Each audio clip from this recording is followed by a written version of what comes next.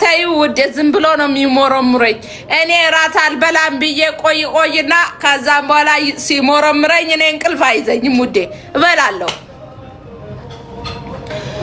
አሎናና ውዴ አልበላም ብዬ ውዱ ባለ ጎበዝ ነው አይበላም እሱ አይበላም። አሁን እኔ አልበላም ብዬ ስፎክሩ ላለው ማታ ለሊት ማማ ጡቱን ስጠባ ነው የምታድራው። ይርበኛል። ሲርበኝ ተነስቼ ለሊት ራሱ ረበላለሁ። እኔ ሲርበኝ ማታ ትቼ አድሬ እና ልሙት እኔ የምሬን እኮ ነው። አልበላም እራት አንበላም ብለን ተስማምተን ከውዱ ባሌ ጋር እሱ ይተኛል፣ እኔ ተነስቼ በላለሁ። እኔ ተነስቼ ህልም አድርጌ በልቼ ነው የምተኛው። እና ልሞት ታዲያ ሞረሙረኛል። ማማ ስጠባ ማለት ነው። ስጠባ ጡት ሳጠባ ይርባል።